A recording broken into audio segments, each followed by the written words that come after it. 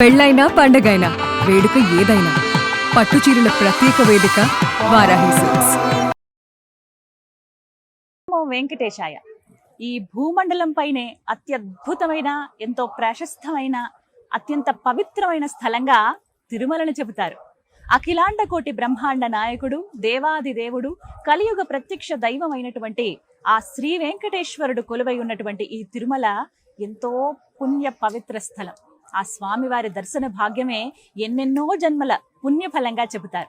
అటువంటి ఆ స్వామివారు కొలువై ఉన్నటువంటి ఈ క్షేత్రం మహత్యం మాటల్లో చెప్పలేం. ఎన్నిసార్లు చూసినా మళ్ళీ మళ్ళీ చూడాలనిపించే రూపం ఆయన సొంతం. అయితే స్వామివారి గురించి, స్వామివారి లీలల గురించి మనం ఎప్పుడు వింటూనే ఉంటాం. అసలు స్వామివారు ఏ విధంగా ఉంటారు, వారికి జరిగే నిత్య సేవలు, కైంకర్యాలు, పూజా విశేషాలు, వారికి సమర్పించేటువంటి నైవేద్యాలు, అసలు స్వామివారు వారి లీలల గురించి తెలుసుకుందాం అనిపించిందండి. ఒక్కసారి స్వామిని దర్శిస్తేనే ఎంతో పుణ్యం అంటారు. అలాంటిది కొన్ని తరాలుగా, కొన్ని వంశాలు స్వామివారిని అర్చిస్తూ సేవిస్తూ ఉన్నారు. మనం ఇవాళ ఇంటర్వ్యూ చేయబోతున్నాము తిరుమల తిరుపతి దేవస్థానం ప్రధాన అర్చకం వేణుగోపాల దీక్షితులు గారు. వారితో మాట్లాడి స్వామివారి మహత్యం గురించి, స్వామివారి లీలల గురించి తెలుసుకుందాం. ఓం నమో వెంకటేశయ్య. నమస్కారం గురుగారు. వెంకటేశ్వర స్వామి వారికి ముడుపు కట్టుకున్నామండి అని చెప్తూ ఉంటారు గురువుగారు. ముడుపు కట్టే విధానం అంటూ ఏమన్నా ఉంటుందా, నియమం ఉంటుందా వాటికి?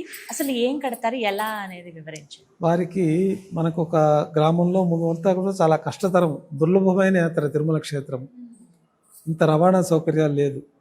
పాతకాలంలో తిరుమల జీవితంలో ఒకసారి సందర్శించడమే అతి కష్టమైన. ఇప్పుడు మనం బద్రీనాథ్, కేదార్నాథ్ దర్శించుకోవడం ఎంత కష్టం, ఇప్పుడు కూడా అది చాలా సులభం అయిపోయింది.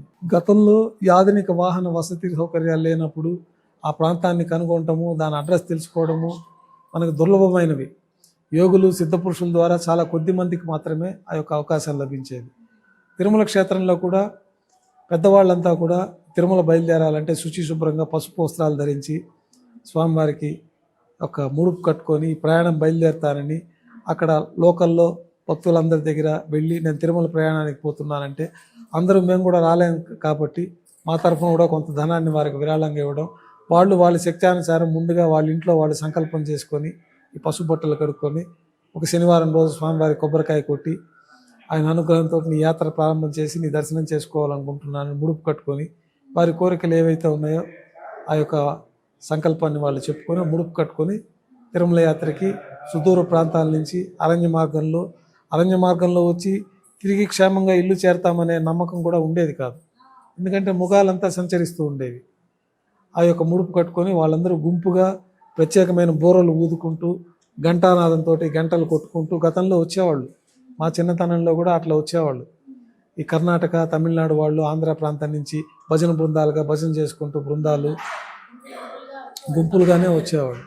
ఈ పెద్ద బోరలు ఉంటాయి, అవి ఊదుకుంటూ ఉంటే ముందు ఒక మైల్ దూరంలో ఉన్న భక్తులకు కూడా వెనకాల మనుషులు ఉన్నారని తెలుస్తుంది. వాళ్ళు ఊదినప్పుడు ముందు మనుషులు ఉన్నారని తెలుస్తుంది. ఆ మార్గం కూడా వీళ్ళకి ఈ రూట్లో పోవాలనేది తెలుస్తుంది. అట్లా సాంప్రదాయంలో ఆ ముడుపు కట్టుకొని ఆ సనాతన పాత సాంప్రదాయాల ప్రకారం కూడా భక్తులు తిరుమల క్షేత్రానికి వస్తూ ఉండేవాళ్ళు. ఆ ముడుపు తీసుకొచ్చి పవిత్రంగా స్వామివారికి ఇక్కడ కుండీలో సమర్పించుకోవడం, పసుపు బట్టలో కడతారు ఆ ముడుపుని సమర్పించుకొని యాత్ర పరిపూర్ణమై ఇక్కడి నుంచి ప్రసాదం స్వీకరించి ఆ ఊర్లో గ్రామస్తులందరికీ ఆ ప్రసాదం పంచడంతో గ్రామస్తులందరికీ కూడా ఆ యొక్క స్వామివారి ఫలితము, అనుగ్రహం దక్కుతుందని ఆ యొక్క ముడుపు అప్పటి సాంప్రదాయం అది. ఇప్పుడు సాంప్రదాయంలో చాలా తక్కువ మంది ముడుపు, ఇప్పుడు అనుకుంటే గంటల తిరుమల క్షేత్రానికి వచ్చేయచ్చు. అంటే అది కూడా ఒక పాత ప్రాచీన సాంప్రదాయం. ఆ సాంప్రదాయం నేటికి చాలా మంది కొనసాగిస్తూ ఉంటారు. ఇప్పుడు ముఖ్యంగా మీరు ఈ కన్యామాసంలో స్వామివారు ఆవిర్భవించారు కాబట్టి తమిళనాడు, కర్ణాటక ప్రాంతాల నుంచి కొన్ని వందల మైళ్ళు పసుపు బట్టలు కట్టుకొని వాళ్ళు నడుచుకుంటూ, చెప్పులు లేకుండా నడుచుకుంటూ వస్తారు.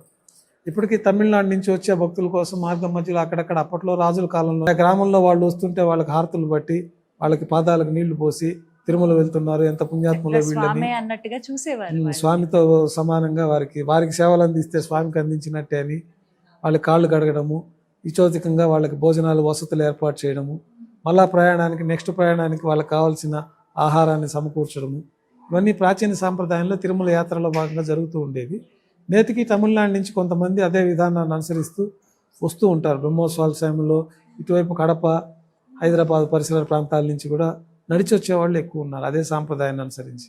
అలాగే వెంకటేశ్వర స్వామి వారిది మాల అంటే గోవిందమాల వేసుకుంటున్నారు చాలా మంది. దీనికి నియమాలు ఏమిటి, ఎవరు వేసుకోవచ్చు, ఇది ఎప్పటి నుంచి ఉంది అసలు ఈ సాంప్రదాయం మనకి?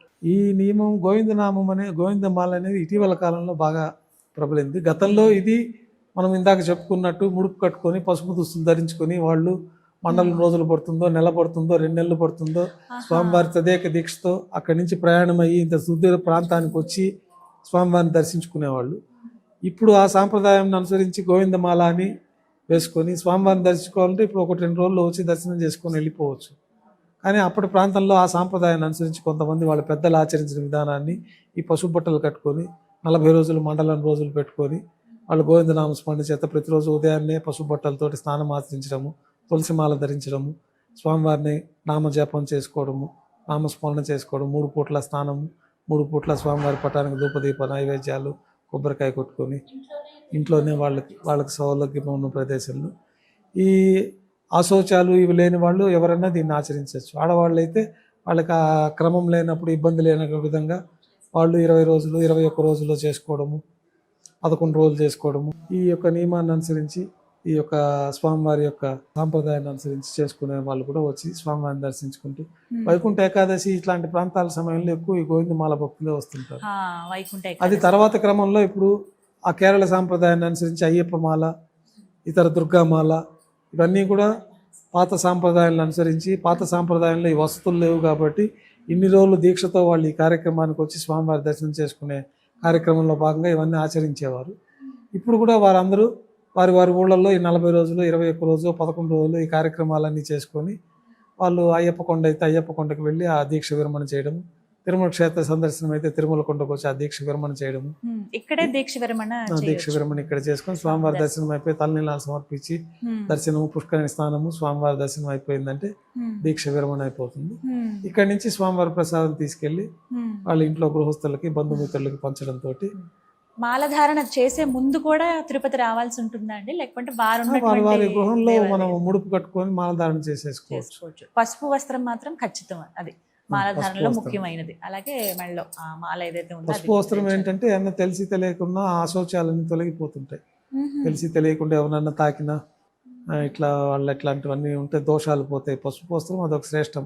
యజ్ఞయాగాదులు ఇట్లాంటి వాటిలో మేము కూడా పసుపు వస్త్రాలు ధరిస్తాం.